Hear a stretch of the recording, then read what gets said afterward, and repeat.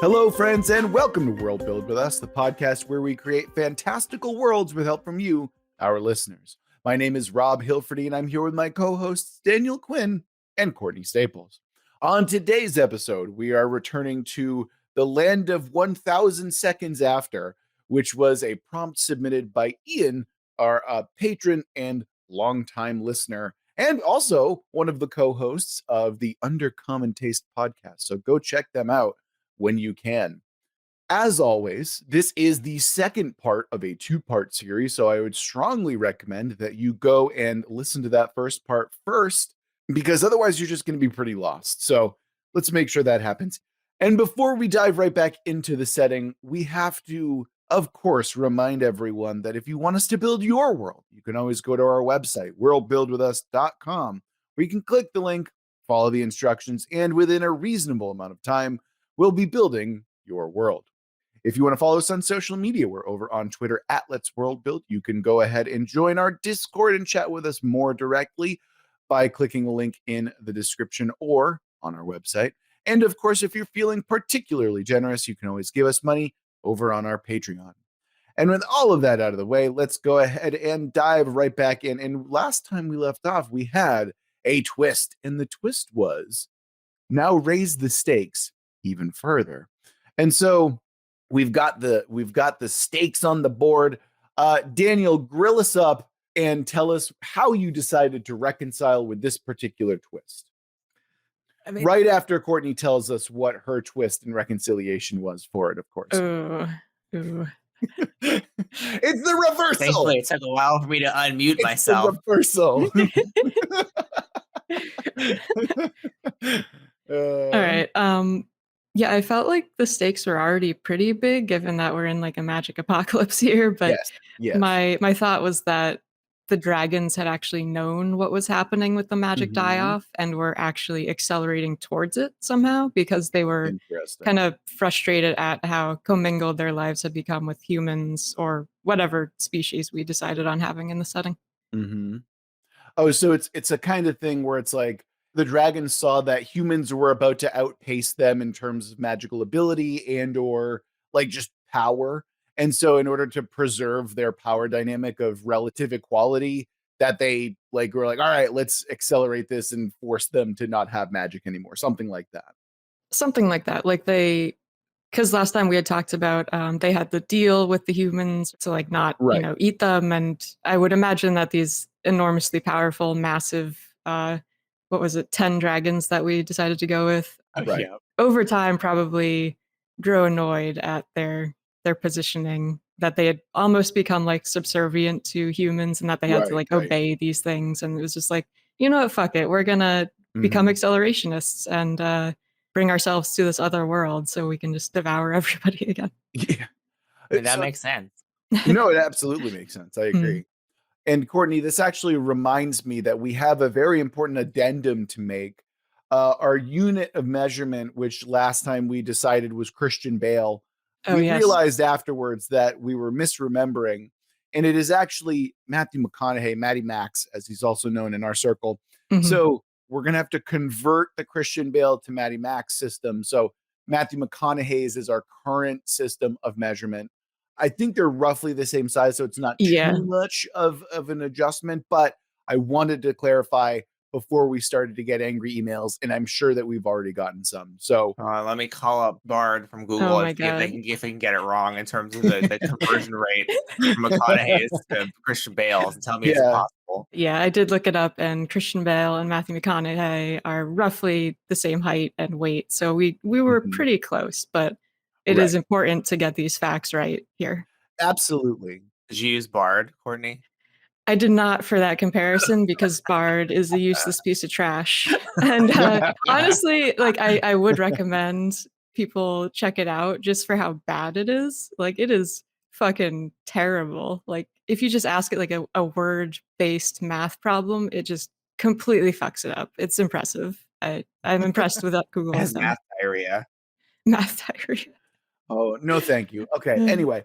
So there is one important thing, right? So like the height, okay, that's not going to change. But in terms of mass, I actually think that there's a greater fluctuation here between the Matthew McConaughey system and the Christian Bale system, depending on the role, because we've seen Christian Bale like really go from the machinist to Batman. And so, you got to be careful. And then of course, Vice, right? Like there's the whole spectrum of Christian Bale densities. So be very careful when you're using that measurement system. I just want to toss that out there. That is true. Yeah. Both of them actually, I think, have fluctuated pretty dramatically. But I agree. Yeah, like Christian, Dallas Buyers Club. Yeah, fair enough. Okay, but yeah, Christian Bale has definitely swung further, I would say. I think that's my point. Yeah. All right, so we've got these dragons who are the reason behind this kind of accelerationism, or at least partially behind this. I'd like to jump in here and kind of get mine out of here, because I have very little interest in destroying the world or both worlds or involving some kind of a universal calamity or something like that. I'm simply less interested in talking about that, for exactly the reason that Courtney brought up, is that we're already in a post-apocalypse, right? So what I'm interested in talking about is, how can we raise the stakes if we're not destroying the world? Well, in a high magic fantasy setting, what's the second best thing that we can do? And that is, of course, destroy magic itself. So I'm going to suggest here that there is a potential, not a certainty, but there is a potential that this fucking with of the magic and stuff like that can lead to, and potentially will lead to, the destruction, the death of all magic. I see. Like across all worlds, or both worlds. Across both worlds is what I had in mind. Yes. Yeah.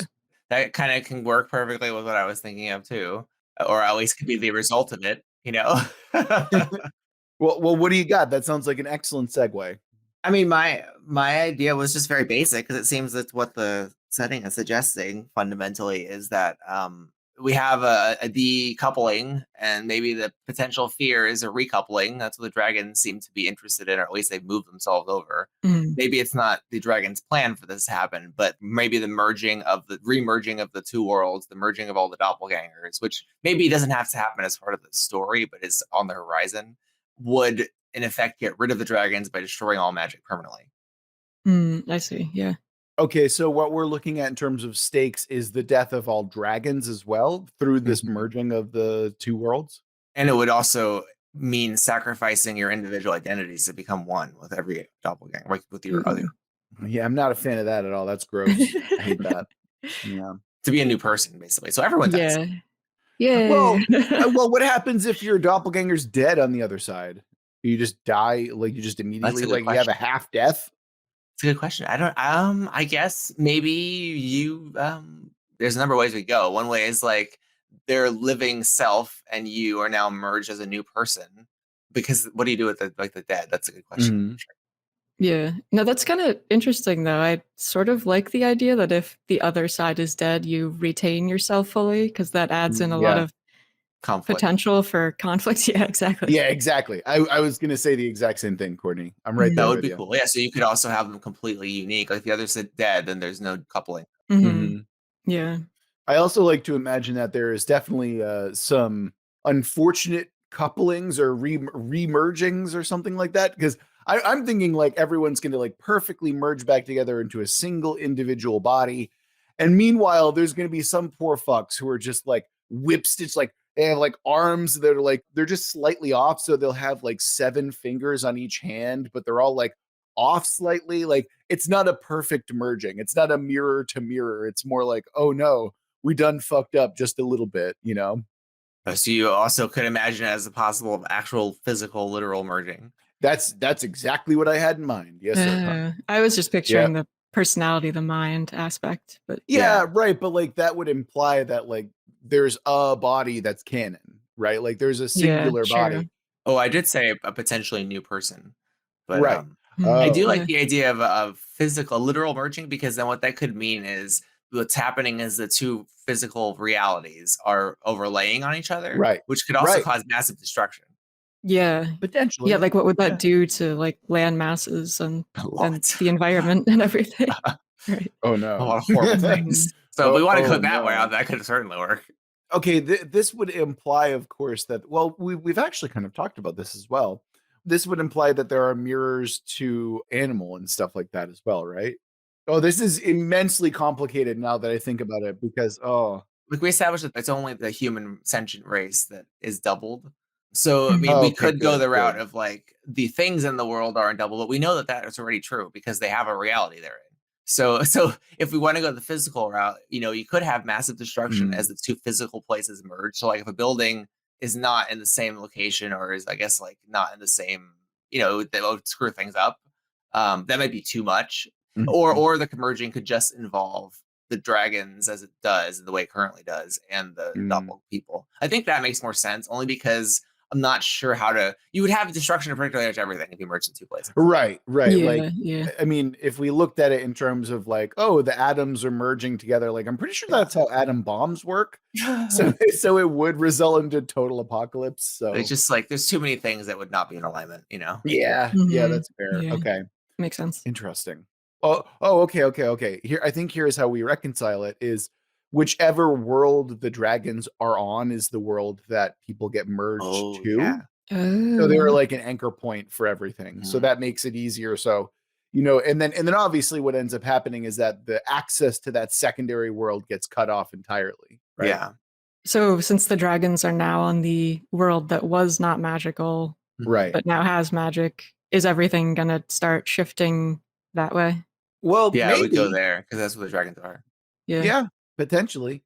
But then, what the magic dies, those dragons would also die because that's the idea. Yeah. Right. Right. This is a level of minutia that I think we should probably wait to talk about a little bit more. But like Mm. we got the grand scale stuff, which is very important, obviously. But like I think we can focus on, actually we've reconciled the twist, so I guess we move right into factions now. Well, and stakes wise too, like if we're gonna say the magic dies, that other reality ceases to exist because we're merging them together, right? Oh, because the only way to get from reality to reality is through magic. So once magic is dead, I'm down. 100%. Yeah. So whether we want to visualize it as the other reality is permanently inaccessible or it's destroyed, the point is it's impossible to get to now because there's no magic. Oh man. And now I'm just thinking, okay, I know this is like 2 months into this post-apocalypse, but I'm thinking like far into the future, far into the post-merge situation where there are people who are convinced that their significant other or people who they loved aren't actually the people who got transferred over. And so they're desperately trying to create a portal back to that magic world, something like that. Using science. Using whatever means possible. Yeah, because they're like, I know that the person who says they're my wife isn't my wife, and I need to get back to see my wife who is still stuck in that reality. It's a matter of like they believe that their loved ones are still stuck in another reality. Because I mean, like, think about all the crazy people who are flat earthers or who believe in like hollow earth and holographic moons and stuff like that. Like, that there's going to be a small but vocal minority of people, and there's going to be at least one really rich person who's like, we got to get back to the other world, like something like that. I don't know. I just think I find that kind of narrative to be kind of compelling, but for the inevitable sequel. Oh yeah, exactly. For when we get to the post-merge situation. Yeah. Mm-hmm. There's something too to keep in mind with like the idea of the vocal minority is that there isn't really a method of mass communication anymore. Yeah. Right in the current. Well, we'll see how that works out post-merge, right? You got a Pony Express going on. Well, I mean, we never really established the level of technology that the magic-less world has, right? Yeah.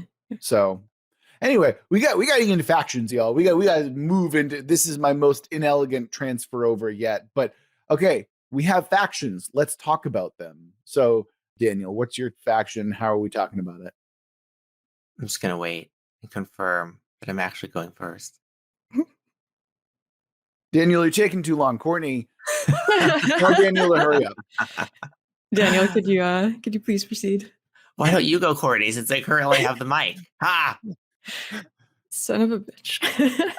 Anyway, Daniel, are you gonna go, or are you just gonna do this all day? Or? I'm gonna let Courtney go. This is what happens. Look, I reverse Uno Daniel one time, and he's holding the goddamn podcast hostage. This is ridiculous. Right.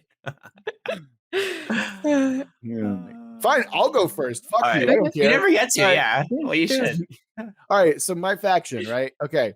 Here's what I'm thinking. I was really attracted to this idea that there is a faction, whether it be a country or big group of people, who are holding things together. They like immediately recognized that this was a massive problem and sprang into action to maintain order and like a relative safety, right?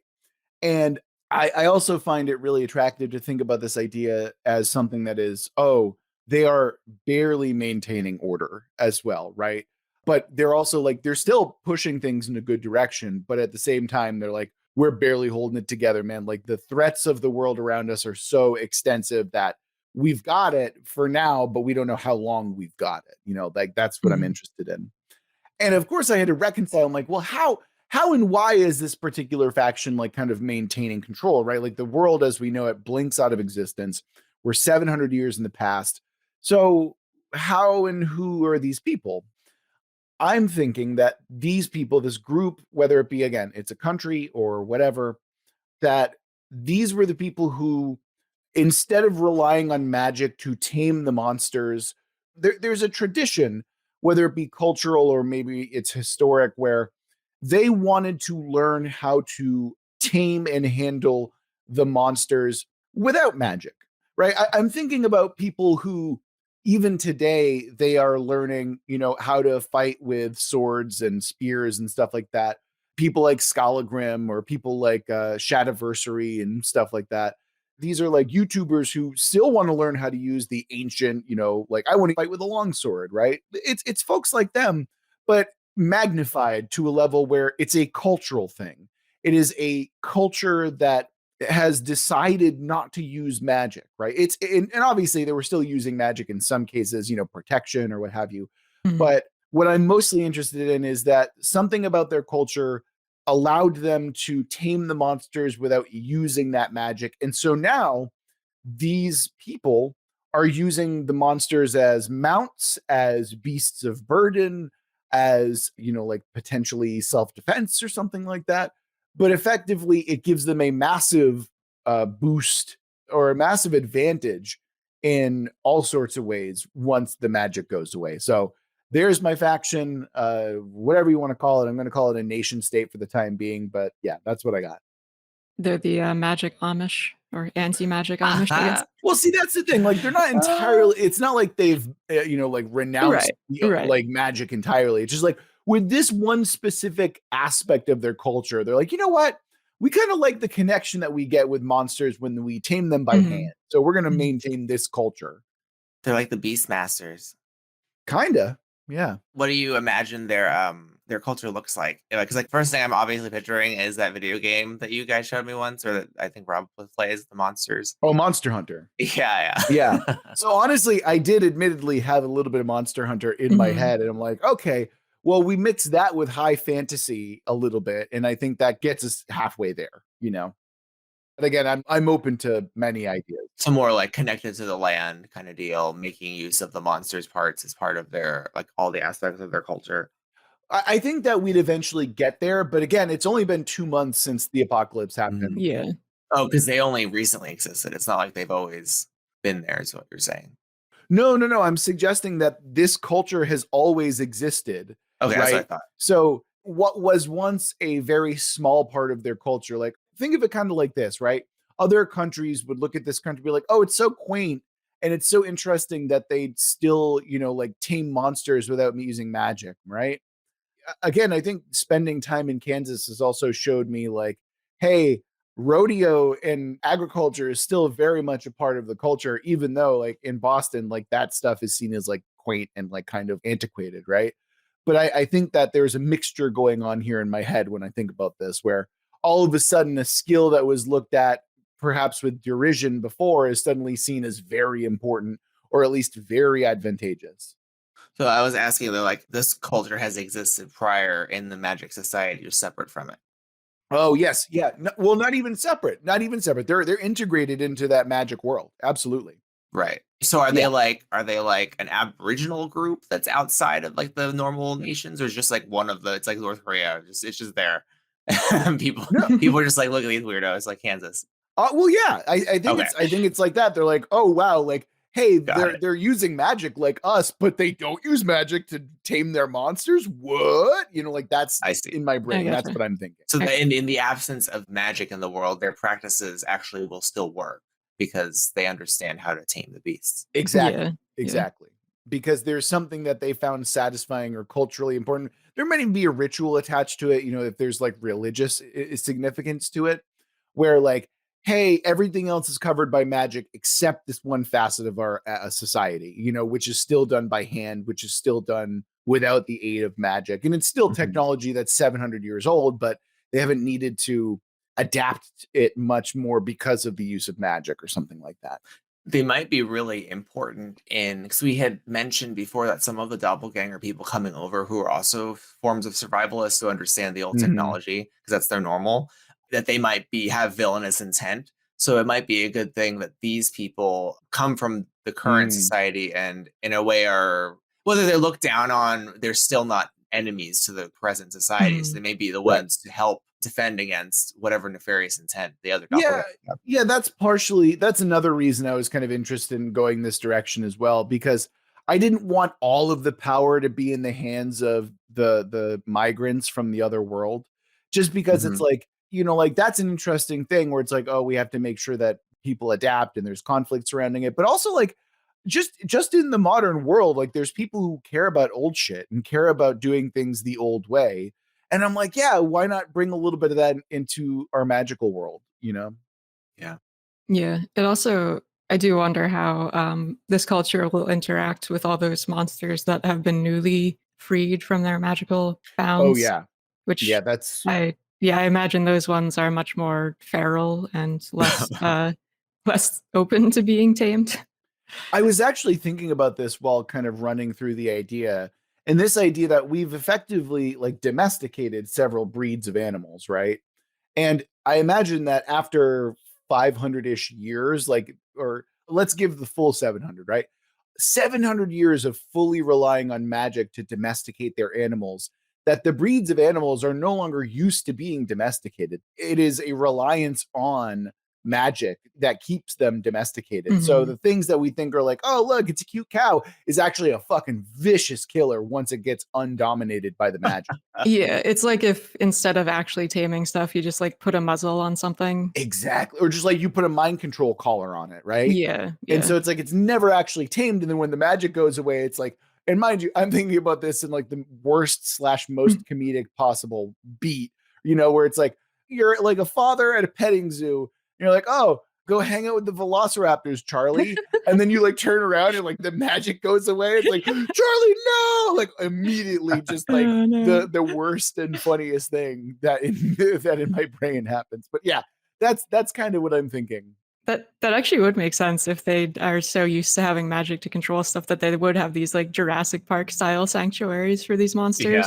Oh Where it's man, been yeah. totally safe to go through all this time and walk through and Oh no. see the T-Rexes and the saber-tooth tigers Yep. and all that. Yep. And just like in the middle of a city. Like Yeah. Oh yeah. 100%. You're so right. Uh-huh. Like you just have open air zoos because, you know, like why does that matter? You know, we have magic. Oh yeah, God. Once the yeah. domination Oh magic no. fades because they've been mind controlling these poor animals to obey them for so long, Yeah. animals just like, I'm going to rip your face off now. Yep. Yeah, Yep. exactly. It's like, I remember you. You were the one who kept poking me with a stick, and now Kept you're. putting me in that stupid outfit. No. Oh man. No. Yeah. Yeah. Okay. So yeah, that's my faction. I thought about them a little bit, and that's what I got. So what do you guys got? Mine also has to do with older technology, I guess. Because last time we talked about how, you know, the 700 plus Mm-hmm. years of magic tech had been lost and how texts and records predating those centuries would probably be pretty illegible to modern people in this Mm-hmm. world. So I wanted to bring in a faction of scribes and researchers and basically like nerds who are seeking out the old knowledge and are trying to translate it for the betterment of everybody. And since we're just 2 months after the incident, I think they're still in their early stages, but they're actively hunting for, you know, ancient libraries and ruins that might contain Mm. any of that information. That is kind of interesting. You know, like when preservation becomes like very important, you know, kind of like how the Mhm. Library of Congress has every book that's ever been printed. And it's like, yeah, we don't really care, but you know, it needs to be done. We don't want lost knowledge or anything like that. Yeah, and, like, similar to how the monsters were controlled by magic, I could see people also getting complacent with the preservation of knowledge, like, Hmm. after, 400 years just being like, "Well, we've got magic now. We don't really need to keep all this stuff in, like, paper format anymore." So Right. over time, I think a lot would have been very lost Mhm. and the rules associated with it as well. Oh yeah. I mean, there are massive like pushes to digitize all of the libraries that we have, which is like, yeah, that's valuable and that's a good thing to have. So make sure that everyone has digital access to Mhm. whatever book they want. However, on the flip side of that, of course, I do feel as though like maybe we should have some paper copies too, just in case, you know, like that kind of thing. Yeah, just backup. That's always been a big problem with archivals. Is like Mhm. a Mm, lot of the formats that we do have, the physical formats for data. We don't even know how long it will truly last. Like there's a video format that's meant to last like 1,000 years, but it's only been hmm. experimentally tested. So it's like Mm. we don't even know. Like Yeah. some CDs and DVDs and stuff we have will fail within like Yeah. 15, 20 years potentially. Hmm. I mean, that's actually a thing that's going on with video games right now, that there are video games that have already started to decay and experience wear and tear just through age because the Mm. technology wasn't necessarily supposed to last 30 plus years, you know? And I think that's something that's really interesting to consider, you know, like we have PlayStation games that are 30 years old that are like starting to not be able to be used fully. And same goes with the technology that uses it, obviously, but like it's very important to make sure that this gets preserved and switched over to a format that is readily accessible. And of course, maybe people stop preserving things just as well in these libraries, you Yeah. know, because it's like, we got magic, it's fine, you know. And it's Yeah, also like exactly. maybe very expensive to maintain preservation or something like that, or very Yeah. taxing or something. Just takes up a lot of space after a while. Like, you get these massive warehouses full of Right. paper information and, like, Mm-hmm. there's the risk of, that being physically destroyed, like in a fire Mm-hmm. or something to that effect. For Mm-hmm. Oh example, yeah. if magic were to disappear and all the safety measures protecting those things were to disappear as well. Absolutely. Why did we have fire elementals be our guardians of these places? This is a No. Oh my terrible god. idea. I can see this also setting being you can do probably flavor it as a absurdist Harry Potter kind of situation gone Mm, dark. You know, where Mhm, like yeah. it's all like happy and fun wizard time in the Harry Potter world, and then everything goes to shit. And it becomes this Mhm. grueling apocalypse where yeah. Harry's like, "Don't die on me, Hermione." I don't know. I haven't read the books. Who cares? I mean, we were uh, talking last time about how, the dumb, like, Harry Potter thing of wizards used to, like, make their poop poop into disappear. portals. They just, like, Yeah. pooped into their pants and made it disappear, and, like, how that might be happening now where it's like, "Wait a second, why isn't this leaving my pants? Like, There's why do no I smell?" toilets. They don't have toilets. They never bothered to install them anywhere. No. Okay. As funny as this is, I would like to avoid this if at all possible. Yes. I mean, like, okay, we're gonna have an alt episode where we talk about all the ridiculous shit that could happen with that, but like for the time being, let's pivot over to Daniel's faction. I was just mentioning that as like a absurd version Oh, of I know, I know, I it. know. I always appreciate a good aside. Trust me. I'm just thinking, I'm like, please, let's not go too far into poop wizarding, please. As an aside as well, it would be fun sometime to do an episode where we revisit stuff, but, like, make it go the opposite genre or, like, opposite vibe or something. Courtney, that would destroy your soul. How are you I gonna know, turn like so I many know. dark settings into fun? Like, ugh. No, I just have to find the fun ones and turn those into horrible apocalypses. Yeah, Courtney just finds nothing but the light ones. It's like, all Yeah. right, guys, time to paint it black. Let's go. Oh, jeez. Yeah, Daniel, hit us with your faction, sir. What do you got for us? So this one I haven't really super fleshed out because I was just leaving it open. But the idea was that there is a dragon cult, the ones who are closest to the dragons, Mm, like humans that ordinarily would have been not their servants, but their closest like circle that they've kind of given themselves over to the service of the dragons as part of almost like a cultural exchange in a sense. And one of the things that they secretly studied is the duality between this world and the other one. Mm. And with their disappearance of the dragons, that the dragon cult people, some of them, eventually become, what's the term when you sympathize with your captor? Stockholm syndrome. Yeah, like some of them have that feeling and want to cross over and figure out where the dragons are, what's going up. But others want to use the knowledge, understanding what the dragons actually intended, which is helpful that Courtney has established that they have a larger plot. Want to use what the dragons have been secretly making them study to give that knowledge to the people that are on the side and possibly their doppelgangers, because the knowledge to me is going to be a kind of transfer of knowledge that allows them to understand the way they're bonded to surface the skills that belong to the original self. So not really a magical thing, but more of like this weird I guess it's kind of like a magical thing, but the way that it would work is that the magic can't come from the people on the side. It has to come from them finding their other. And when they're together, they're able to, these dragon cultists serve as kind of like watchers from Buffy the Vampire Slayer. Like they're able to reveal in the two an inner understanding of themselves. Okay. Are these people who have already been merged essentially? Maybe like, that is what makes them distinct. That might be kind of cool. Maybe they were able to surface like their past memories from the other self, or with communion with the dragons. And that's the gift they were given in exchange for remaining in their service. Or it could have been like the dragons were almost experimenting on them to figure out how that transfer worked between worlds. Yeah, they're prototypes for the merging. Yeah, absolutely. I like that too. Yeah, I want there to be an aspect of willingness. So maybe it's like they phrased it in a way that was actually like underhanded. What this grand experiment in exchanging knowledge with the dragons, really what it is they're testing how they can make this merger happen. I like the idea that it starts out as like maybe an ambassadorship program, kind of like what you're talking about.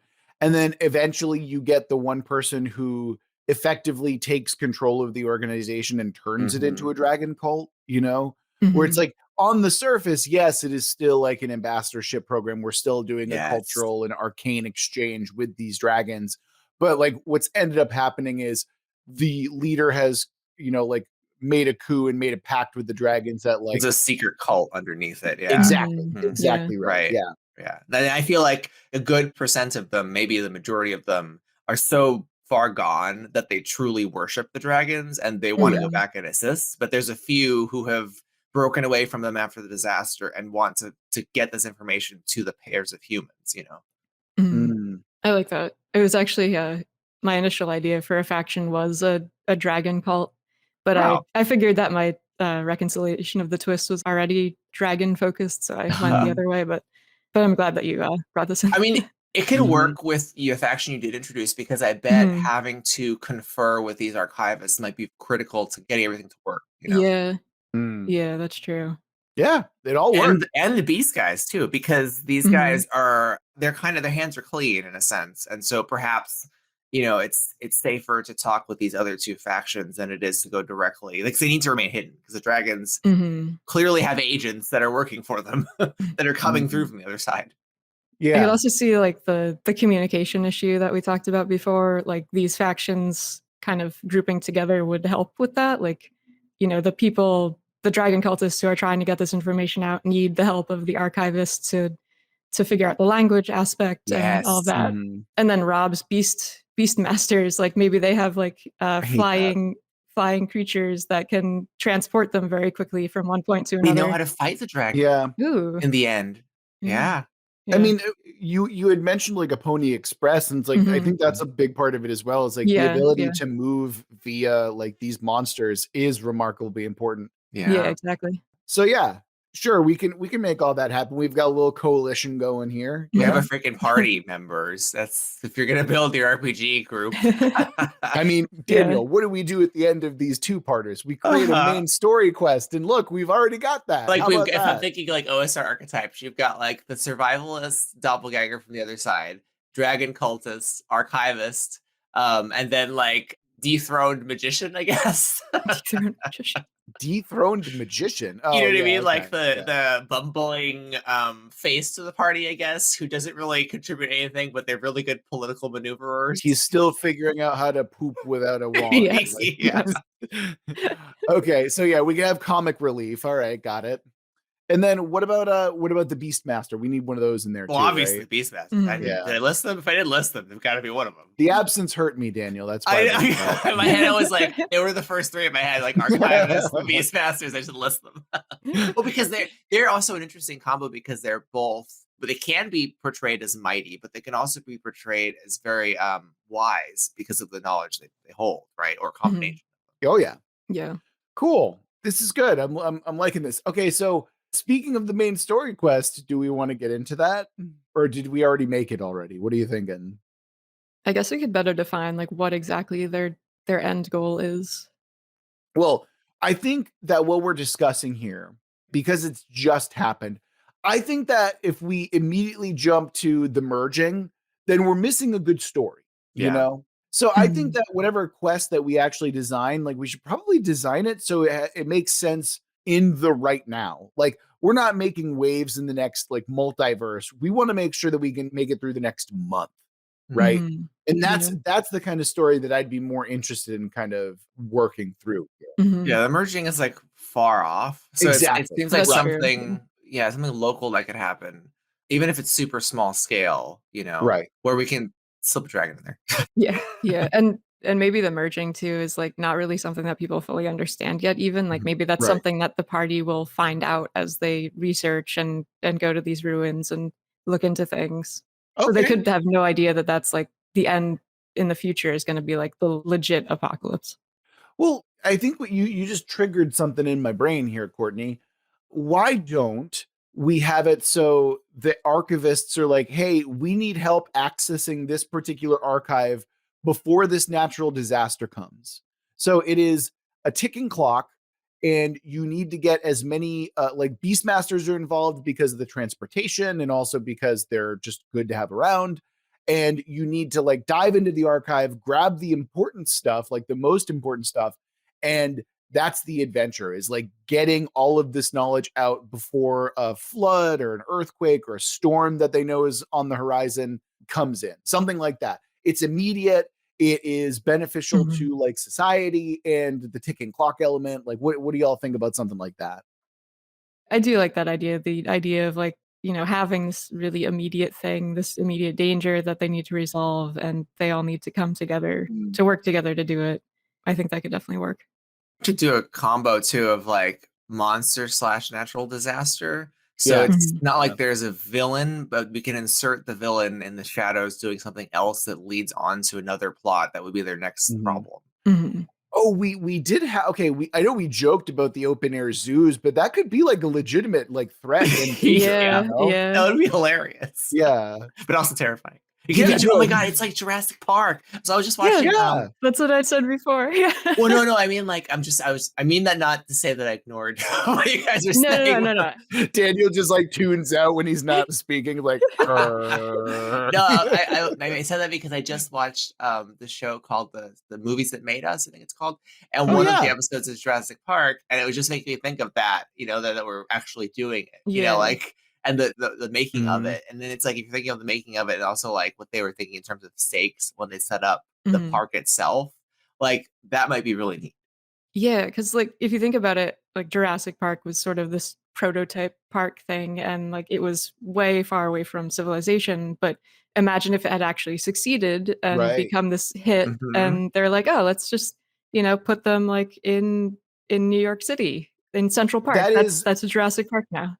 Courtney, that is almost the exact plot of Jurassic Park 2, except it's in LA or something like that. So yeah, you're not too Yeah, far off. I forgot that movie existed. I just Yeah, blocked it that's out fair. completely. That's fair. I remember in the book version, like the T-Rex never gets to like any form of civilization, which makes it a lot better Mhm. than the horrible things that happened in the actual movie.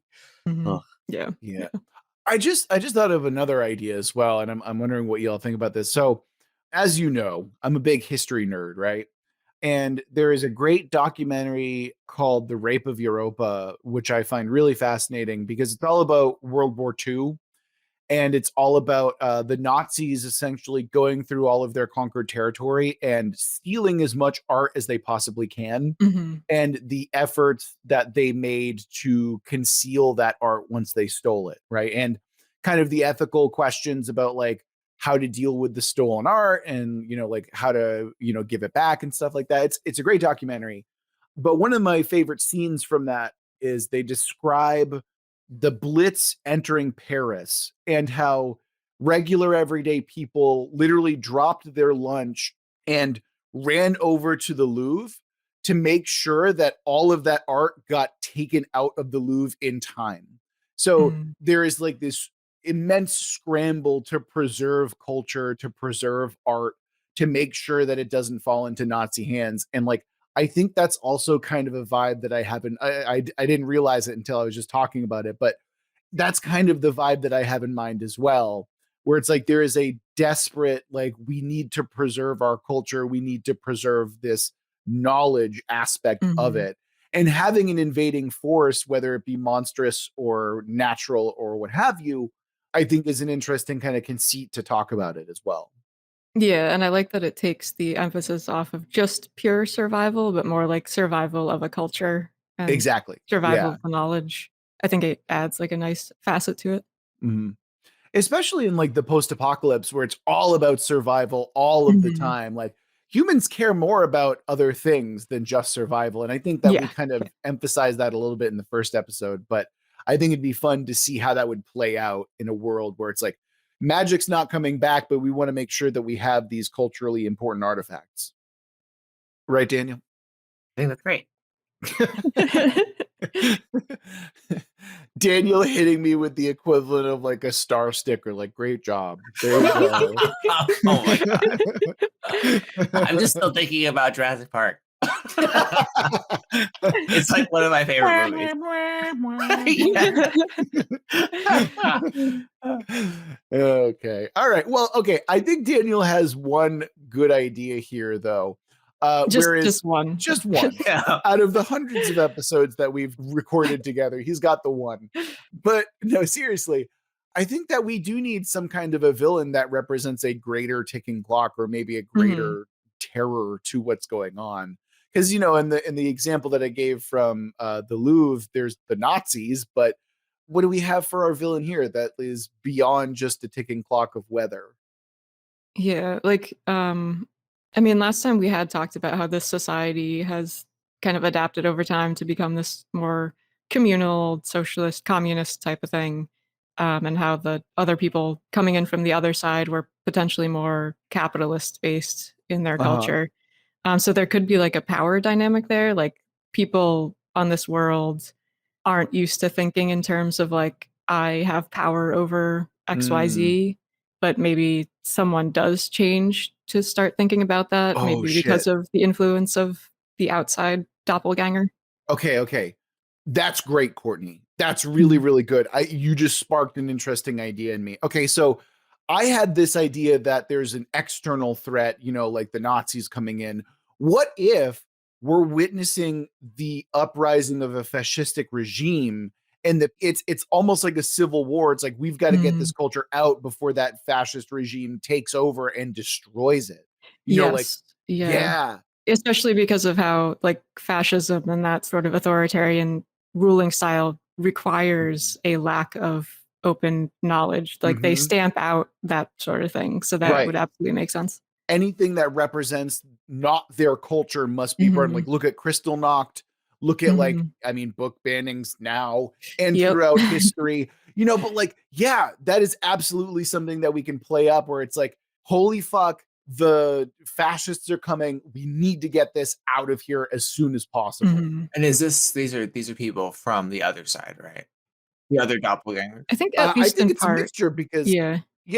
Right. Because I imagine that there are people from the other side, but I think there's also a growing number of people who are like, hey, I kind of want to go back to fascism. You know, like there's always those shitty people who are like, I miss having my, you know, like boot on the neck of other people.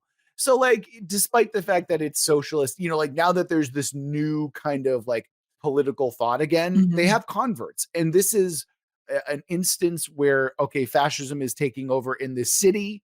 And in order for us to preserve all of the art and all of the history of the city, we need to get the shit out of here. And that falls on ordinary citizens and at least one Beastmaster. Are the perpetrators from this realm or from the other side? Yes. I think both. How I'm envisioning it is like a doppelganger from the other side meets up with their counterpart in this world and is like, oh, you're just like this lowly like bookkeeper or something in this world. Like I'm actually a really powerful executive. Like what are you doing over here? Yeah, that's good. We could be so powerful together. And then you have this like almost twin aspect of these people working together to gain power. I like that. Yeah. That's really good, Courtney. That's really, really good. Yeah. So like the doppelganger who comes across is kind of like the Ayn Rand version who is elevating the potential of the one on this side who's a mere socialist, who's impressed by altruism.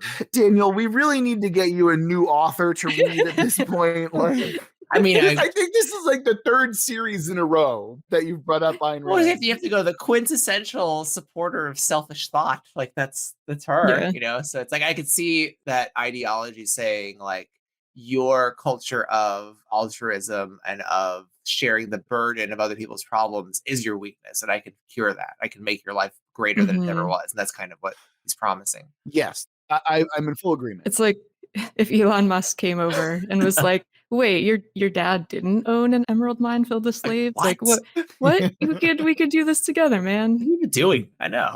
And then he's got like a shitty flamethrower and So I like that. That's the reason I was asking, is because then it allows both of them to be tainted, both sides. Like yes. It's not that it's a perfect utopia here and obviously there it's screwed up too, but at least there's like this overlap and one of the questions that I'd raised too is like, okay, what are the good guys from the other side coming? Obviously we've got the good guys on our side who are some of those other factions. I wonder if like maybe the change of the direction of the dragon cultists, like one of the dragon cultists who had gone over to find the dragons was in fact against them and so has returned to help fight against this plot. That way you can kind of have them involved too. Interesting. Yeah. I would like to point out, by the way, the little brilliance that is having your doppelganger come over, see your sorry lot, and then corrupt you into fascism. Because what I also think would be interesting if that were to happen, and this might be a little bit too obvious, but eventually the weaker one, the one who is like corrupted by the other one, eventually becomes even worse of a fascist than the other one. Yeah. Because it's like, oh, that means strength. And now I'm going to like take that to the logical extreme that you don't have the guts to go to, like that kind of thing. Yeah, I like that a lot.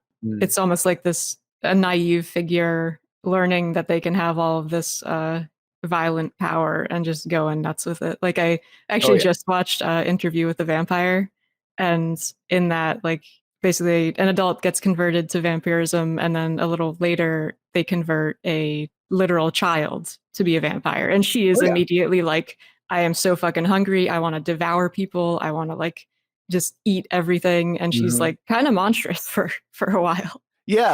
Are you watching the series or the movie? The movie. I didn't realize there was a series actually. Apparently there's a series and it's like full of hardcore gay sex. Oh, yeah. That makes sense. Like, obviously, the movie has so much gay sexual tension just all over. But it was made in the 90s, so it was like always like, all right, get back in the closet. Right. Right. Yeah. Anyway, speaking of closets, let's go ahead and close the closet door on this particular series. I'm feeling very happy about how this turned out. It's very different than what I was expecting when we started, I'll tell you that. Yeah. But I think that it's been a whole lot of fun. Again, a big thank you to Ian for this particular prompt. And remember that if you want us to build your world, you can always go to our website, worldbuildwithus.com, where you can click the link, follow the instructions, and within a reasonable amount of time, we'll build your world. If you want to follow us on social media, we're over on Twitter at Let's Worldbuild. You can come join our Discord and chat with us anytime about Jurassic Park or, I don't know, maybe a documentary that I was talking about earlier. That's cool too. You can find the link for that in the description of this episode and again on our website. And of course, if you're feeling particularly generous like Ian, you can always go to our Patreon where you can get access to patron-only goodies like patron-only episodes, patron-only Discord channels, and double the length on the worlds that you send us. And with all of that out of the way, that's going to do it for this episode of World Build with us. Remember that we love you very much, and we're going to get through this together. Until next week.